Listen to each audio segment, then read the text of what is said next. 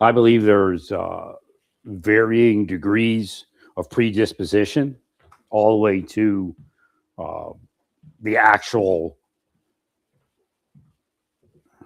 gender dysphoria physical happening, which means I'll go simply with a hormone we all know and hormones we all know, but I'm not saying it's that.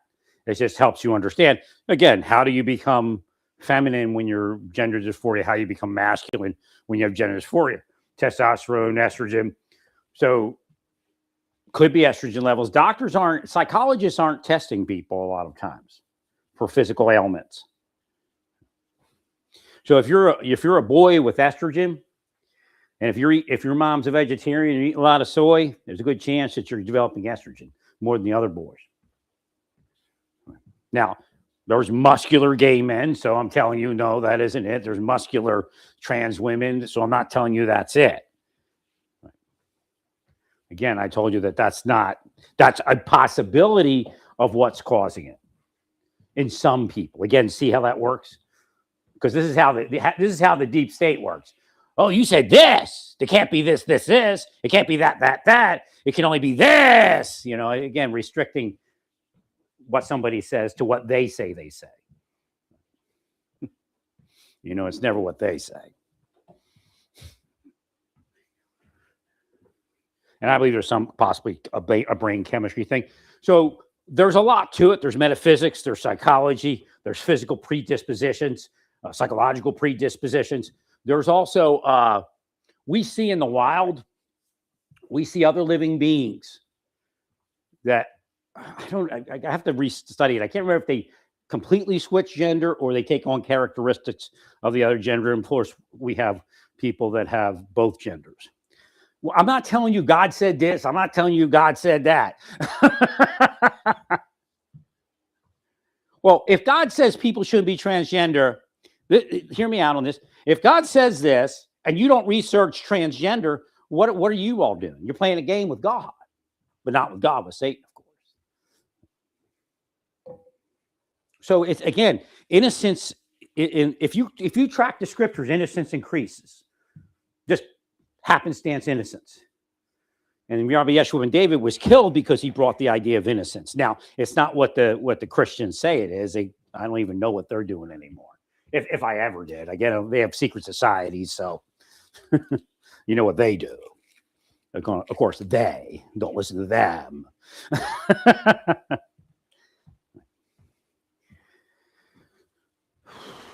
But I believe some of the cases are a physical case.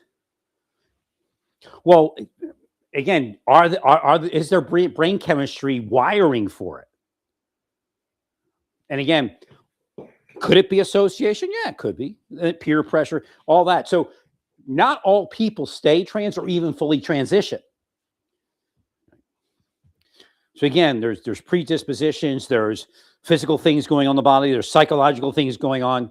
But I believe at the core of it, there's something that's happening in the hormones, the endocrine system, maybe something we don't even know in the body, a way to look at something. Right? What's the count of this or what's the count of that? And again, when I say count of this, count of that, it could be 3 hormones. And they may not be considered sexual hormones, but how they interact with each other and the brain chemistry in the brain. Well, again, if you can take testosterone and become more manly, it affects the brain. Right.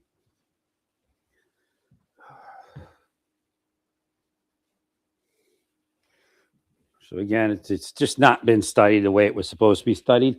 Could there be a world without trans? Yeah. I do inside connections. And again, it's in connection with them. And just because I know this is probably going to go somewhere someday, I don't know when, maybe after my lifetime. But when I get into that trans network in the mind, I tell them, look, no matter what, I believe that, I told them I believe the cure exists. But if you lived a trans man or trans woman for 20 years, it's not going to be easy, especially if you did something to alter your body. So again, I just want them to know that if there is a cure, the cure is not going to be forced on people that would not function. Because again, there's a psychological side to it. And if you've transitioned and you're transgender for 10, 20 years, it's not going to be easy to go back. I mean, I was just chatting with a person I was speaking about the other day, the lavender person in the mind. And she's in her 20s, and 11 years ago, she transitioned. So that's a young age. So I discussed a few things with her in the mind. I don't know if she knows that we had these discussions. I don't know how much of it's real, how much of it is false. But again, this communication on this planet, it's part of the gifts that Paul in the Bible spoke about being broken, quite frankly.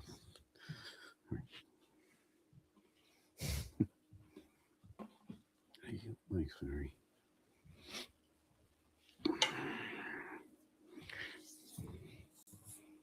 But it is a psychological disorder, but I believe it has physical origins. It could even be in the womb.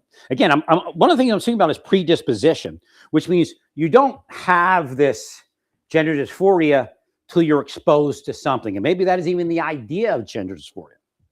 Just being exposed to it, people that have predisposition might then it move in that direction.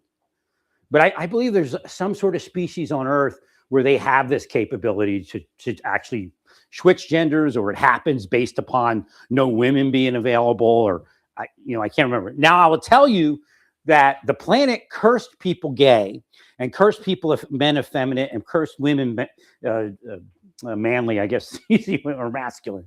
Right. Well, again, God is not a God that says, "Okay, let's play a game. The most powerful devils win."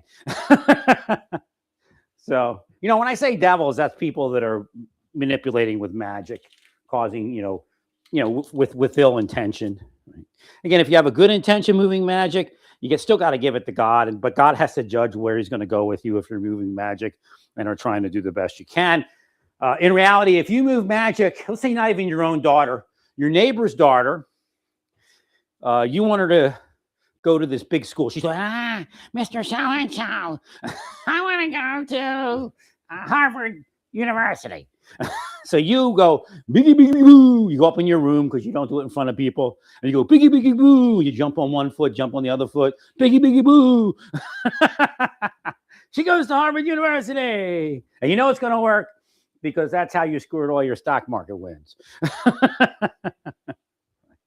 That's real. Just the planet has a predisposition to make you not believe it, because wealthy people don't want you to know how easy it is for them. Right. Well, because your neighbor's daughter goes to Harvard and then she drives off the side of the road.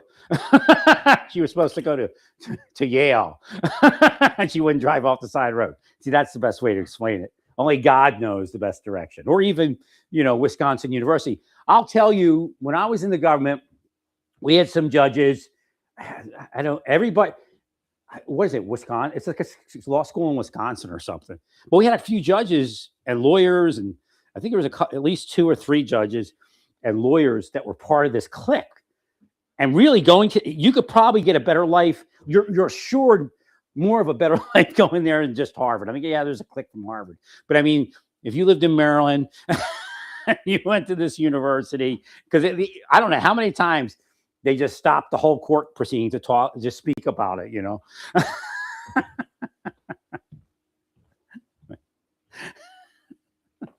Madison or something. I don't know. Madison, University of Madison, Wisconsin or something. So I'm like, that's where people should go. The judges like that.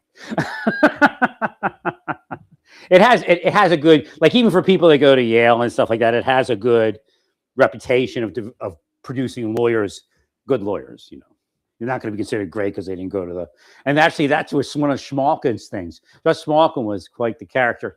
One of his things was that this really good, he used to mostly on DEA cases. Yeah, I think we did DEA cases. Actually, Robert Harding. So he went to Yale, and so Judge Schmalkin, that was like a sticking point with Judge Schmalkin. Like Mr. Yale. Rob was kind of aloof a little bit, but again, when it came to a DEA case, you couldn't make him like freak out. I don't know how he did it. That was his key. His partner Jamie Bennett, they were partners. They were a team in DEA cases and stuff, and they would just like people would just try to freak them out and get them to get hyped up, and they'd just be like, it's like a quaalude or something. I used to call it quaaludes. They're like only like a Valium, I guess. It was. I don't think they were taking Valium, but it was like a metaphysical Valium they were on. They just could never get all right because they just sit there and go, like others, Your Honor, Your Honor, Your Honor. They wouldn't do that. They just stand there and just look. They would just like turn off their whole body. Like maybe they were androids, robots. That was the key to their success. They never got excited in court. But I don't know how they did it. Just, it was like Zen or something. All right, I'm going to get off here real quick, and then I'm